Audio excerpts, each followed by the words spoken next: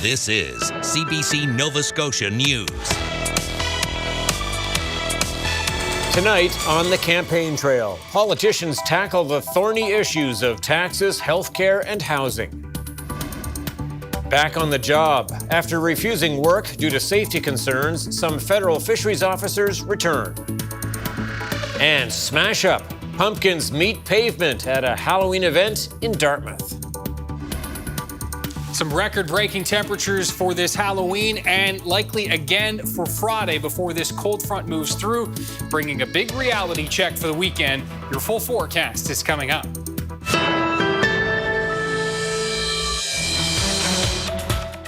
Good evening. It's still early days in the Nova Scotia Provincial election campaign, but some of the big issues are dominating. On day 5, the political leaders tackled taxes, healthcare, and housing. With a roundup of the day's events, here's the CBC's Taryn Grant with our top story. Striding into day 5 of a snap election campaign, Liberal leader Zach Churchill is making another promise to cut taxes. He says a Liberal government would lower personal income tax with changes to a tax credit that's available to everyone who files. Churchill says the Liberals would raise the basic personal exemption nearly $7,000, and even more for people who make less than $75,000 a year. And on top of our previous commitment to cut the HST by 2 points and remove the sales tax from all food at the grocery store, this will save the average family over $3,000 a year. That is real money. Progressive Conservative leader Tim Houston has also promised to cut taxes, 1 point off the HST and a $3,000 bump to the basic personal exemption. But today, his focus was healthcare. At a campaign stop in Cape Breton, he said he would create a provincial team of travel nurses. We have a lot of travel nurses in the system right now. They're working through third-party companies, so we're gonna bring that in internal. So a lot of work has been done on that. We'll start with emergency departments, so we'll have our own, Nova Scotia travel nurse program. They'll be employees of the Nova Scotia Health Authority. Houston says cutting out the private agency for travel nurses would save the province nearly $3 million a year. Meanwhile, in Dartmouth, the NDP focused on housing. Rent increased in this province by 18% last year, and wages have not even close to kept up. Renters need action so that they can stop worrying about rent and start building the lives they want in the communities that they love. NDP leader Claudia Chender is promising to ban fixed-term leases, create rent control, and slash the existing rent cap from 5% to 2.5%. Taryn Grant, CBC News, Halifax. Elections Nova Scotia says no voter information cards will be printed for the upcoming provincial election. That's because of a potential Canada Post strike, which could happen as early as this weekend. Voter information cards are usually sent to registered voters during an election. They include details on where and when they can vote. But Elections Nova Scotia says people can vote without the cards. Voters should take their IDs with them, but they are not required to have it in order to cast their ballot. People can find a polling location on the Elections Nova Scotia website. Police say a 24-year-old woman has died after she was hit by a Halifax transit bus. It happened near the corner of South Park Street and Spring Garden Road just before 7 o'clock this morning. The pedestrian was pronounced dead at the scene. Halifax police are asking anyone with information to contact them.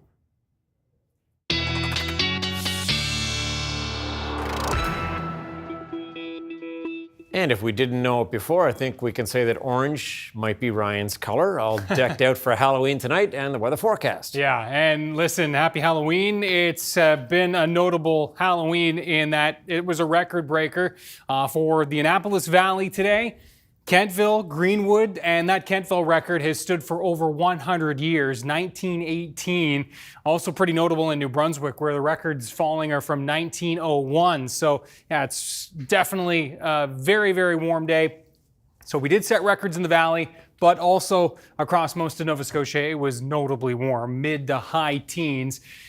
We've got a very similar day temperature-wise shaping up for tomorrow. High teens, low 20s, southwest winds, but some showers moving in ahead of a cold front, which will be bringing us back to reality. That cold front slides through into the afternoon. We're looking at those showers becoming a little more widespread, so increasing clouds Friday morning. The showers for the afternoon into Friday evening and overnight. By Saturday morning, that northerly wind kicking out those showers, but kicking in some very chilly temperatures, Tom. All the details on that with your 7-day in a few minutes. All right, it's a good look, by the way, Ryan. Thank you. We'll talk some more. All right, well, some federal fisheries officers in the region are back on the job after refusing work, fearing for their safety. Violence has been escalating, and fishers say illegal fishing is still rampant. Kayla Hounsell has more. This is a busy wharf, and these are the most lucrative lobster fishing grounds in Canada at a time when the commercial fishing season is closed. I'm a treaty defender, and I don't believe that I need to use any of the federal government's tags to fish. I have an inherent right. Jolene Marr is a member of the Sebeganegati First Nation. Even when the season is closed, she does have a right to fish for food, social, and ceremonial reasons. But the government says it's illegal to sell, trade, or barter that catch. I might go trade Buddy down the road for scallops. Trade another guy for some wood for the winter. Then do I sell it? Yes, I do. Going anywhere in 2020, there were violent clashes between Indigenous fishers and non-Indigenous commercial fishers. A lobster pound burned to the ground. There's been no enforcement. What's going on here now in the summer is a full-scale commercial lobster fishery out of season. Indigenous fishers aren't the only ones fishing outside the season, and fisheries officers did seize more than 100,000 pounds of lobster from this facility earlier this month. They say it's gotten dangerous. We have had instances of officers being shot at. They have also received intel of gang activity.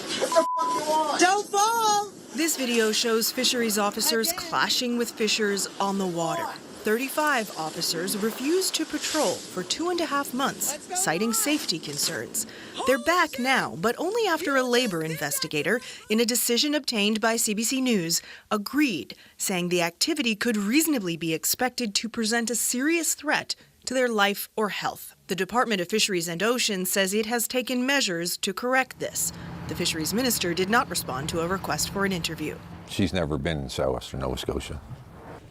Have you asked her for a meeting? Yes. This captain says there's room in the fishery for everyone, but says it has to happen within the commercial season to protect the stock. We'll see when the season opens and the non-natives join us, because I'm not going anywheres. The opening of the season is about a month away. Kayla Hounsell, CBC News, Soniaville, Nova Scotia. An Indigenous woman in Antigonish is afraid she's going to lose custody of her children because Ottawa is cutting off her essential funding. Mary Isaac was approved for 24-hour home assistance after an accident a few years ago. But today, the federal government is cutting off that support. Olivia Stefanovich reports. They're 2 hours away. This is the barrier separating Mary Isaac from her 3 children's bedrooms. I feel at a loss. Isaac has cerebral palsy and used a wheelchair for most of her life. She would crawl up and down these stairs to put her kids to sleep until she was hit by a truck. My mobility has changed because of this unforeseen accident. And I'm just, I want to do everything to ensure that my children's needs are met. Isaac is a single mom of 3 children with disabilities. Because she's Mi'kmaq, she was able to access 24-hour support from the federal government to help care for her kids. But her funding ends today. This whole process is like absolutely re-traumatizing. Isaac says Ottawa doesn't want to fund her home supports indefinitely and is telling her to look elsewhere for help, leaving Isaac with a haunting reality. The federal government now says, well, we're not going to pay for these in-home and transportation supports while Mary recovers, from her car accident. And the result of that may be that the kids end up getting taken into care. Once a child in care herself, Isaac is appealing and asking the federal court to intervene so history doesn't repeat itself. My thoughts definitely go to her and to her family. The federal NDP's Indigenous Affairs critic says Isaac's case raises serious concerns. Through her courage, she is helping to show that this Liberal government is not meeting its mandate and that we need to keep pushing for them. CBC News tracked down the Indigenous Services Minister to get answers, but she had little to say. Because I don't know her specific case, I'd like a little bit of time to understand. Isaac is on an accessible housing waitlist and has turned to the Nova Scotia government for help. So far, nothing has come through, and the federal government isn't offering replacement services either. Olivia Stefanovic, CBC News, Ottawa. A recent court decision has reignited the issue of a controversial waste facility in Halifax. The Nova Scotia Supreme Court ruled that Halifax Council must decide on a proposed site for recycling construction material in Porters Lake. A judge set aside an earlier rejection because she said councillors were biased. Haley Ryan has the story. Kean Management Limited has been trying to open a construction and demolition recycling facility here on Highway 7 in Porters Lake for 9 years. But nearby residents have fought it the whole way. This is a very big industrial processing facility in the middle of two neighborhoods, and it's going to be terribly disruptive. Neighbors are worried about heavy truck traffic, loud noise and dust, and environmental impacts on wetlands and watercourses on the site. A company building homes behind the site says people aren't buying them anymore. The facility would process materials like concrete, shingles, and metals for recycling or disposal, but not be a dump itself. The local community council rejected Kean's site plan last year. This is not a good idea. Once this goes in, once this is approved, there's nothing that's going to protect the residents. No, no, no. It's still not an appropriate location. I've been a strong advocate that these should be in industrial park settings. But the Nova Scotia Supreme Court overturned that decision this month. Justice Darlene Jameson ruled that councillors Hensby and Purdy were biased against the facility and showed a closed mind. I'm extremely disappointed in the judge's decision. I think that she may be looking at the compliance of the rules. I got to look at the compatibility of the rules, and there's where we differ. A consultant for the project says this would be the first such recycling facility approved in decades in Halifax, and they're badly needed given the city's development boom. The operator will have to get a license every single year from HRM, and so there will be monitoring of how things are progressing. Reporting has to be provided, the number of everything that's being done. The rules that HRM have in place are very strict. To run a site like this, in an area like this, the only way we can be protected is if this site is perfect, and no sites are perfect. The site plan will now go to regional council, but the judge ruled that Hensby and Purdy can't take part in the final vote. Haley Ryan, CBC News, Porters Lake. Well, this is October 31st, so millions of Canadians are celebrating Halloween. And earlier today, in a mall parking lot in Dartmouth, some folks were having a smashing good time. Brett Ruskin explains. No snow on the ground here yet, but folks are getting warmed up shoveling pumpkin here as a result of the pumpkin drop that happened. See the large crane behind me here. Let's take a look at what happened this morning.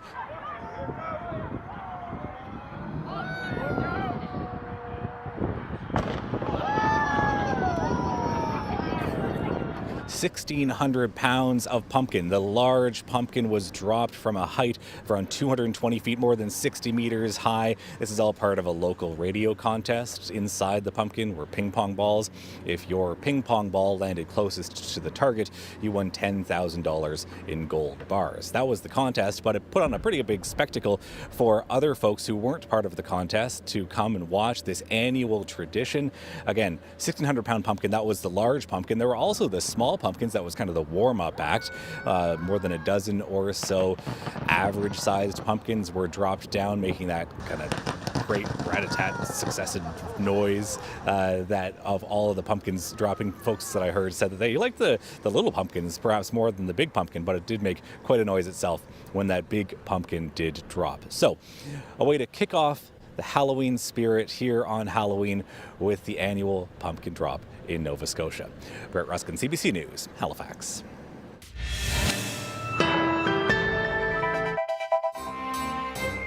And speaking of Halloween, it certainly looks like Nova Scotia is ready for it. Spooky houses all across this province. Ryan back with your full weather forecast right after this.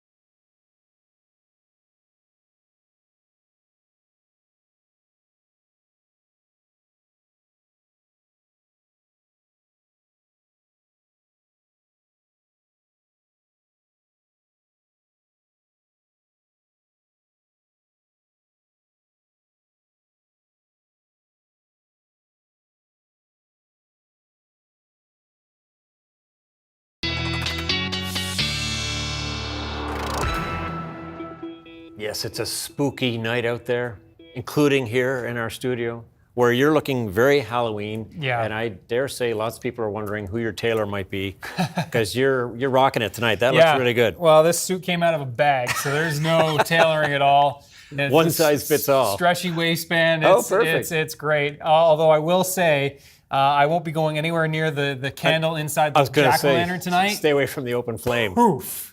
Yeah, for sure. You can almost. Oh yeah, I hear it from here. Yeah, that's good polyester. So yes, but it does, definitely is the theme. And what a day for sure. Gorgeous. Warm Spooky, but certainly, yeah, warm, the big theme. Have a look at the highs again in case you missed it earlier. So we did break records in Kentville and Greenwood today, and that Kentville record, over 100 years it stood, 1918. Sydney at 15, Port Hawkesbury at 19. So yeah, just really, really warm across the board. Halifax anywhere between 16 downtown and 18. Up near the airport. And if you're, heading out in the next few minutes with the kids, this is what you're looking at. And you can see widespread double digits, teens. It's still 20 in Kentville right now as the kids go out in perhaps shorts and t-shirt if they'd like. Definitely don't need to worry about bundling up this year. It is pretty incredible when you think about the differences that it can, the weather in the Maritimes can bring year to year. I mean, there has been years where it has been snowing. No recorded snow in the Halifax area anyway since the 1970s. Hence, we know that with our warming climate. But yeah, we've had flurries flying in recent years for sure across the province, but none of that this evening, that is for sure. Southwest winds, frontal boundary off to the north, and that is snow on the northern edge for northern parts of Quebec and into northwestern Ontario. And then this front extends all the way down to the Gulf of Mexico. The warm air surging up ahead and the cold air really pooling in behind. Down to 13 in Kansas City at last check. Salt Lake City's at 11. Minneapolis is just at 2. Edmonton's at the freezing mark. Calgary at 3. So a very chilly trick-or-treating forecast awaits our friends in Alberta tonight and northwestern Ontario, again, where we said it is snowing right now. 20 in Toronto, 26 in New York City, and yes, obviously the 20s today in the Maritimes. Tonight, temperatures are going to be dropping into the 9 to 13 range with those southwest winds easing, becoming lighter into tomorrow morning as we look at the timeline of all this. And we are going to be seeing, again, fairly quiet tonight. Tomorrow, some sunshine early on, the clouds building in, and then we're just looking at these scattered showers that are going to be hit and miss throughout the day tomorrow, but keep the umbrella handy for November the 1st. It will not feel November the 1st like November the 1st at all, though temperature-wise, again, 17 to 20 across Cape Breton with those southwest winds. Will be likely near 20 in Antigonish. Cooler, once again, in the onshore winds along the Atlantic coastline. 20, New Glasgow, Tatamagouche, down through Truro, Windsor, also likely near 20 tomorrow. So we'll likely break more records tomorrow, daily records for November the 1st. Back into Kentville and Greenwood, back into the 20s tomorrow, as well as Bridgewater and Kedzie. And we are looking at those cooler temperatures in the onshore flow for the Tri-County area. So this is the front. Winds southwesterly ahead of it, winds shifting to northwest in behind it. Showers for Friday night into early Saturday. Isolated risk of a shower early Saturday morning. I hesitated even putting it on the icon because it does look like, indeed, it will be really isolated. I think, though, the clouds will dominate on Saturday. Some sun breaks into the afternoon. Temperatures 6 to 8 degrees for most. Should squeak into the 9 range down towards the South Shore. High pressure off to the west, and that will kind of take over into the Sunday time frame, but that northwest wind will be persistent. So highs on Sunday are likely going to range between around 4 and 7 degrees. Coolest along the Northumberland shore and into the valley, warmest along the Atlantic coastline. Slightly warmer Monday, lighter winds at least, and then for Tuesday back into the double digits. Teens for Wednesday. That does appear to be short-lived, though, and the price tag with that, some showers on the menu for Wednesday as well, Tom, but we'll keep you posted on that. Things are up and down for sure. Okay, Yeah. Ryan, thanks so much. Thank you.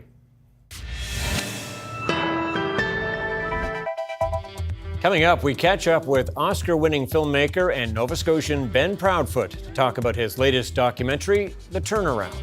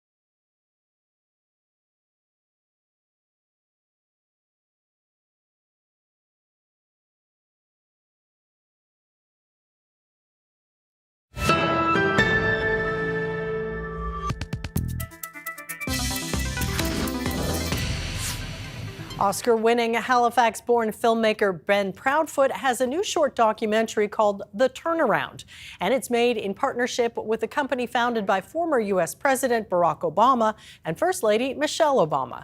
And we're joined now by Ben Proudfoot. So first of all, tell me about the premise behind this documentary. Absolutely. Well, first of all, thank you for having me. The Turnaround it's an amazing story. It's just one of these sort of miraculous tales. It's about a Philadelphia Phillies fan named John McCann, who last season, when the team and a particular player was not doing very well, decided to start a standing ovation for that player. And it was inspired by his own experiences with mental health and depression and suicidal thoughts.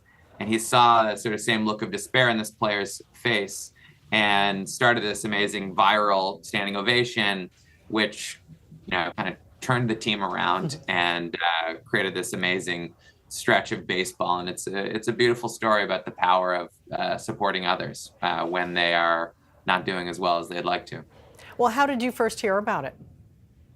I first heard about it on Instagram.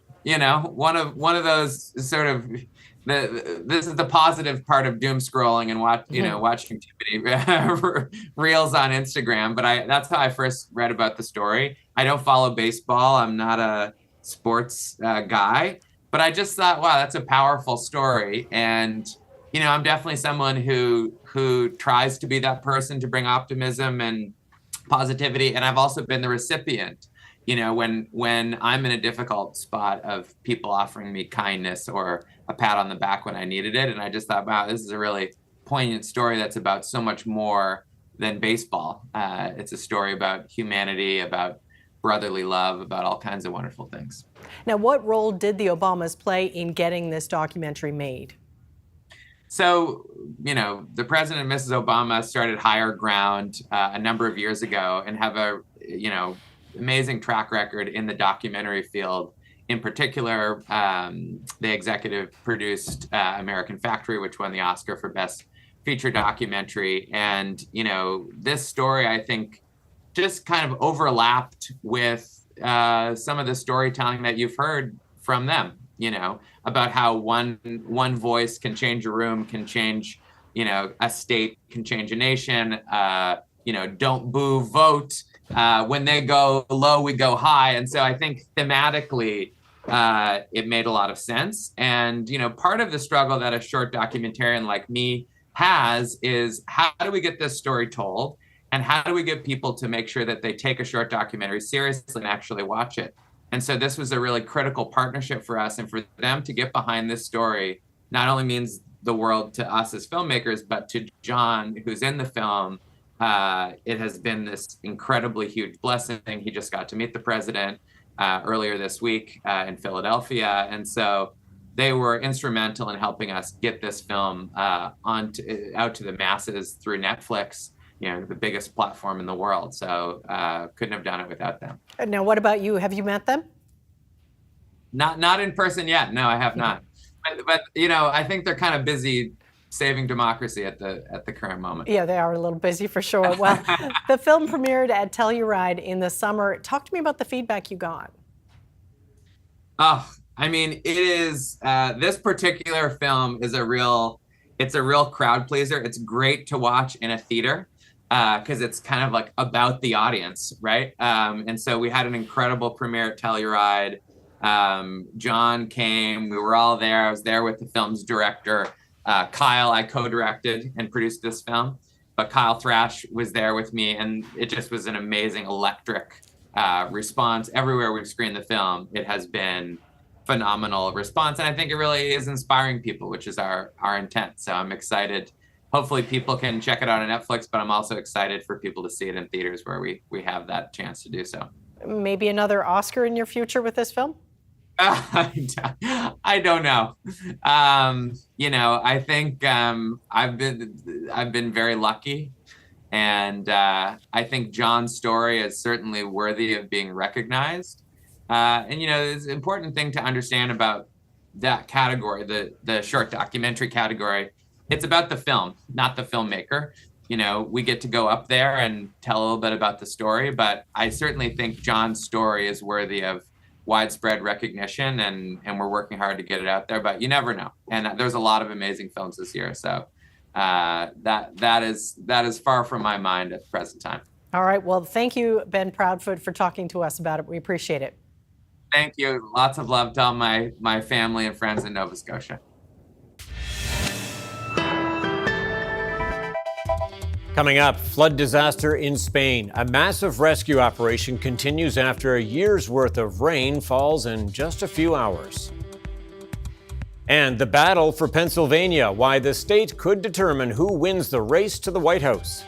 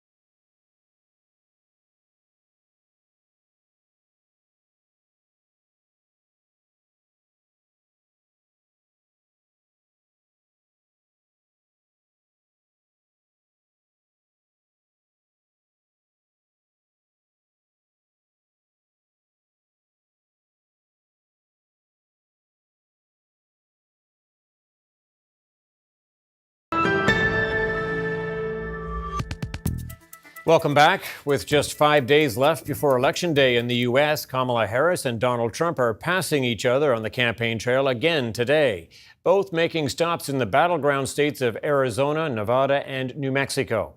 But even before heading out to her official events, Harris held an unscheduled appearance in front of cameras, specifically to respond to this comment made last night about Trump. I want to protect the women of our country. I want to protect the women. Sir, please don't say that. Why? They said we think it's very inappropriate for you to say so. Why? I'm president. I want to protect the women of our country. Well, I'm going to do it whether the women like it or not. I'm going to protect them. Listen, it actually is, I think, very offensive to women in terms of not understanding their agency, their authority, their right, and their ability to make decisions about their own lives, including their own bodies. Meanwhile, Trump supporter Elon Musk failed to show up in court in Pennsylvania as ordered. It was the first hearing in a bid to shut down Musk's $1 million a day giveaway in the vital swing state. His absence would have risked contempt of court had his case not been moved today to federal court. And as Election Day draws closer, you can bet both candidates will be back in Pennsylvania as often as possible. It's a swing state with 19 Electoral College votes up for grabs, enough to be kingmaker or queenmaker on November the 5th. The CBC's Richard Madden has more on what's happening there. Now, election officials here in Pittsburgh say the early voting is going smoothly, the mail-in ballots are being returned securely, and there's no evidence of voter fraud despite the outlandish allegations by the former president. Now, we've all heard Pennsylvania is a must-win state, but here, Pittsburgh and Allegheny County is one of those key counties to watch. This is basically a blue island in a sea of red. It's where near Butler, where former President Trump was shot. So it is understandable why former President Trump is going to hold one of his final rallies here in Pittsburgh on Monday, the eve before Election Day. Now today, on the other end of the state, Vice President Kamala Harris's running mate, Governor Tim Walz, made his closing pitch to blue-collar voters there, pushing the economy and protecting women's rights. Take a listen. I have to say, this feeling of women right now in this, every age and every party, here's what's going to happen on Tuesday. They are going to send a loud and clear message to Donald Trump on November 5th.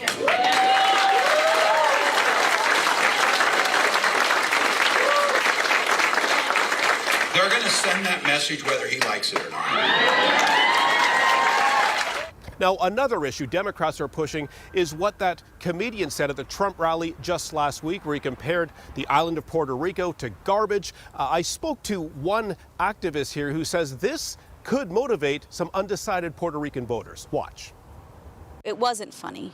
It wasn't funny at all. And I think it was done strategically because we're at a time where the demonization and dehumanization of people is what is trying to win an election at this point. And we can't continue to allow people to talk about us in the way that they have. It's not going to change. But you don't think this is going to move votes away from Republicans? I don't. I really don't. What I think it will do, however, is motivate Puerto Ricans that were not going to vote, because this was very offensive. Now, the Harris campaign already running attack ads against Trump for his surrogate's comments at that rally. Speaking of Harris, she will make one of her final closing arguments in Philadelphia the eve before election night. So it shows that this is a key state, and the keys to the White House depends on Pennsylvania. Richard Madden, CBC News, Pittsburgh. In Spain today, rescue crews are searching for survivors of flash flooding in the southeastern part of the country. At least 158 people have died and many more are trapped in the rubble or missing. Hundreds of soldiers have been sent to the province of Valencia, which was hit the hardest. Some areas are blocked by mud, debris, and mounds of cars. Tens of thousands of people are still without power and drinking water. The Spanish government is urging people to stay at home for now.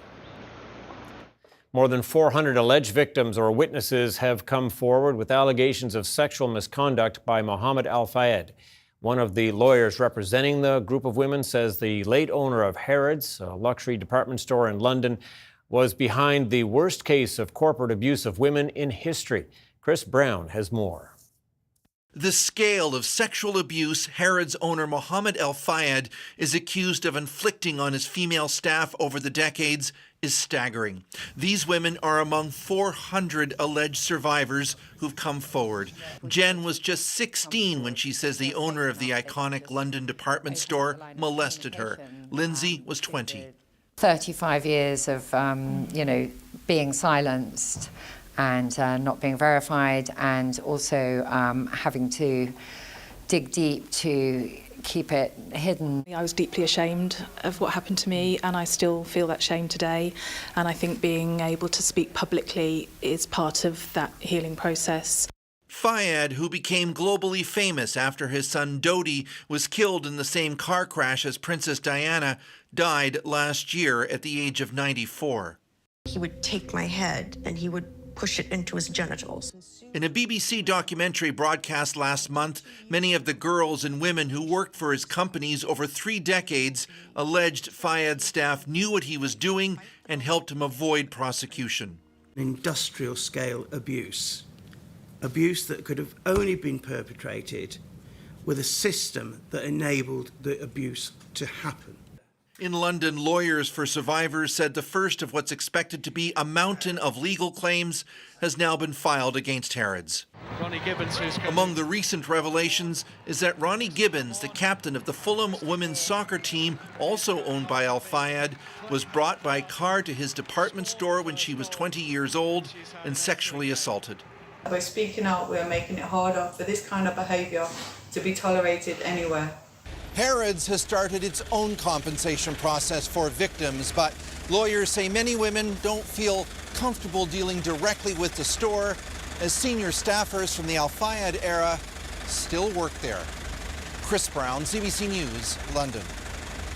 Days after the federal government announced it would slash the number of permanent residents welcomed into the country, a CBC News investigation is revealing exactly how illegal schemes targeting foreign workers work and who benefits.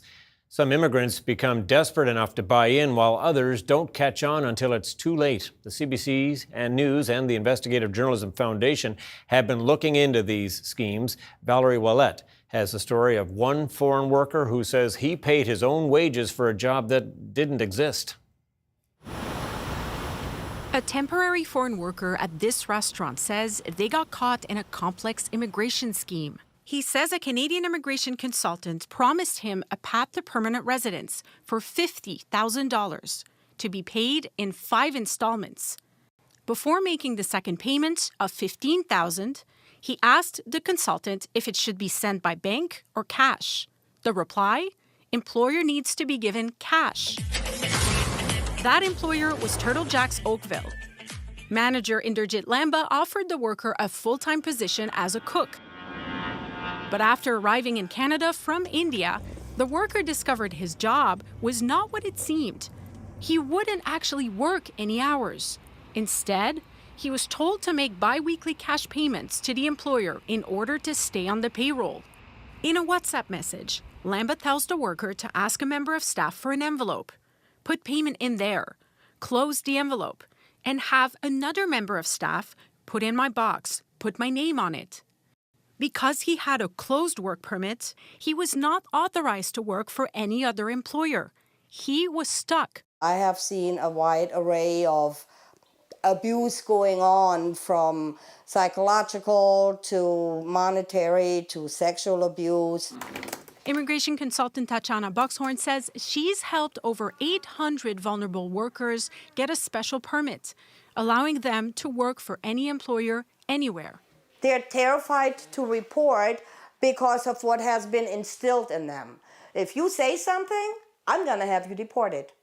CBC News reached out to Service Canada, the agency that approved the foreign worker job for Turtle Jack's Oakville. They told us they're currently conducting compliance activities on this employer.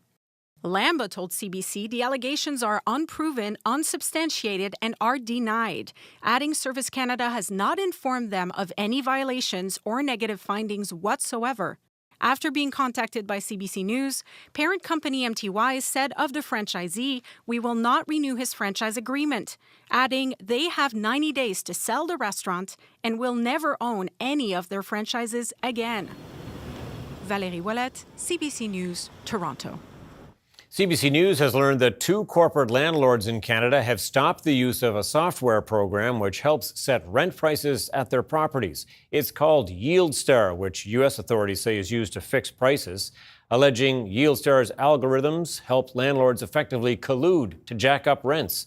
Those allegations haven't been tested in court, but at least one of those Canadian corporate landlords publicly backed away from the software after our investigative unit started asking questions. Anya Zelinska has the details. A corporate landlord in Canada says it has stopped using a controversial software that helps landlords set rent prices. In the course of a CBC News investigation, GWL Realty Advisors, a division of Canada Life, told us it is no longer using what's known as YieldStar.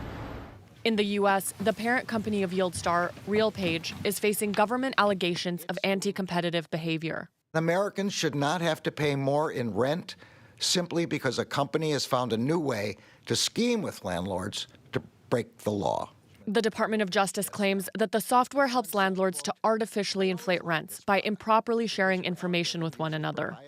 In a statement, RealPage says YieldStar is purposely built to be legally compliant and that it will vigorously defend itself. Every single landlord who has been using it should be held accountable. Cynthia Black rents her apartment from GWL Realty Advisors, which CBC News has confirmed has used the software. How dare my landlord be using this software that's under investigation for price fixing in the States? After multiple email requests to GWL Realty Advisors asking whether or not it used YieldStar, the company sent a statement. After an internal review, GWLRA has decided to terminate the use of YieldStar. The decision comes after more than 100 tenants have asked Canada's Competition Bureau to investigate the use of YieldStar in Canada. Among them, tenants living in another building linked to YieldStar. CBC obtained an affidavit submitted by the building's property manager that names YieldStar. It says, in order to calculate the estimated market rents for a given apartment, we use software that is commonly used by many large corporate landlords in Canada and the United States. That program is called YieldStar. But the building's landlord, Dream Unlimited, told CBC News it has never subscribed to YieldStar or taken its recommendations when it comes to rental prices. It also instructed its property manager to discontinue its use of YieldStar. The Competition Bureau recently confirmed it had received those complaints. It's not yet known if it will investigate. Anya Zolojowski, CBC News, Toronto. It's something that happens to every woman in later life, many of them suffering through it silently. Menopause used to be a taboo subject, rarely talked about openly, but treatment was rarely offered, and now all that has changed. Nisha Patel reports. When it comes to women's wellness, menopause may be the new gold rush. After years of being overlooked, now there's everything from skincare to supplements, a flood of products promising women relief. I feel like there's a lot to learn, there's a lot of information, and there's a lot of misinformation. You end up spending a lot for a whole suite of treatments that hoping something will work. With symptoms like hot flashes, mood swings, and insomnia, perimenopause and menopause affect an estimated 8 million women in Canada over the age of 40. The global menopause market is worth about $15 billion a year, and it's growing, expected to hit $24 billion a year by the end of the decade. Women everywhere. Across social media, too, influencers claim to have a cure. So the first supplement I started using back at the very beginning was black cohosh root. Reishi, shiitake, maitake, and lion's mane. I think it's a marketing storm. Experts worry about the quality of the research being used to peddle the products. Anytime a study is done by a company that's going to benefit from the sale, there's bias. This doctor says when it comes to supplements, many are useless and potentially risky. I would say pretty much anything you get over the counter to treat hot flashes isn't going to work really well. She encourages women to talk first to their healthcare provider. We do have good therapies. Hormone therapy is a good therapy. But it's clear women like Nadine Schumont are desperate for answers. At 54, I've tried a lot and nothing lasts. She's learned firsthand that many remedies don't live up to the hype. Nisha Patel, CBC News, Toronto. As we all know, singer-songwriter Taylor Swift is a big deal, so it's no surprise that her upcoming stop in Toronto is going to have a huge impact on the city. Thomas Daigle has more on the preparations. Arriving on trains and planes, up to 500,000 visitors are set to invade Toronto for Canada's biggest concert event in years. Oh my gosh, it's gonna be crazy. I'm gonna try to avoid Toronto at all costs that day. 'Cause baby, now we got bad blood. Taylor Swift's Eras Tour, a global spectacle turning the city upside down for 6 shows in November. One, this is a lot of visitors at 500,000. Two, they're each projected to spend a lot of money. City officials now laying out how they're preparing for all those incoming Swifties.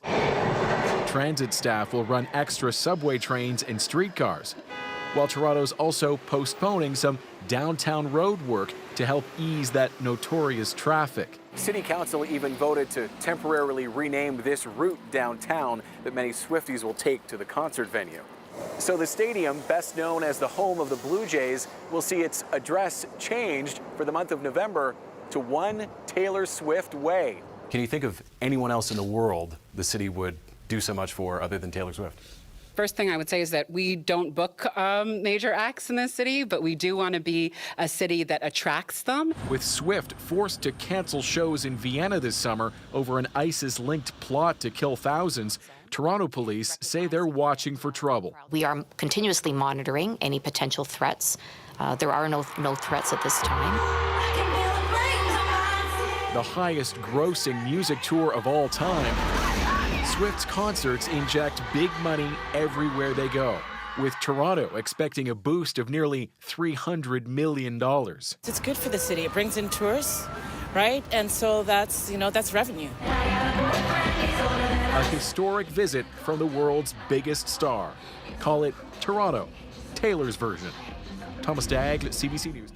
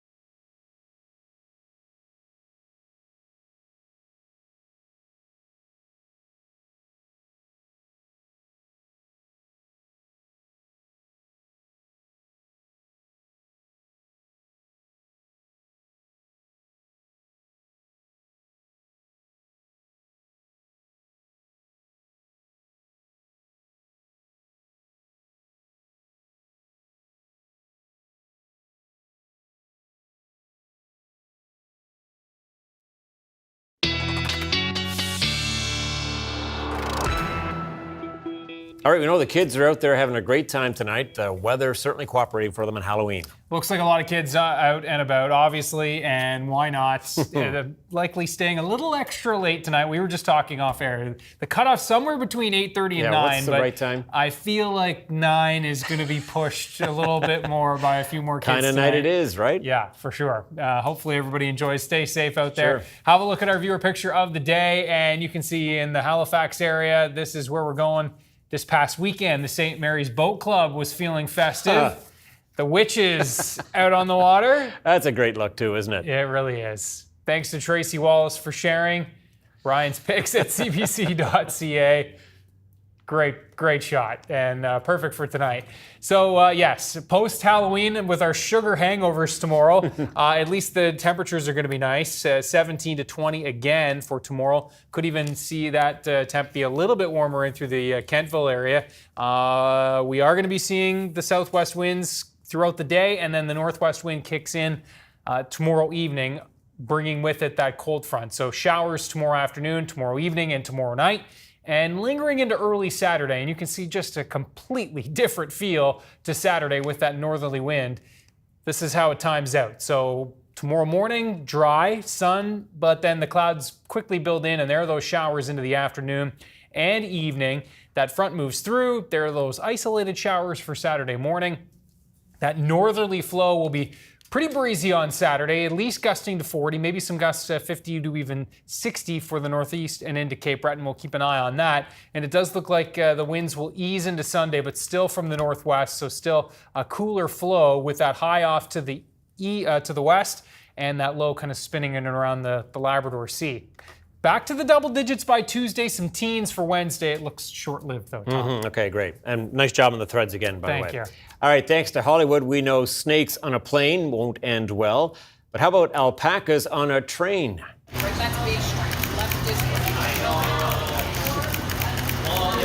Meet Pacey and Dawson. The two alpacas are the official ambassadors for this year's Royal Agricultural Winter Fair in Toronto. The ride downtown to Union Station was to celebrate the fair's return, and by judging the reaction of the surprised passengers, the fluffy pair would be welcome to commute with them anytime. Great hairdos, huh? Yeah. That's it for us tonight. Thanks so much for watching. We'll see you next time. Take care.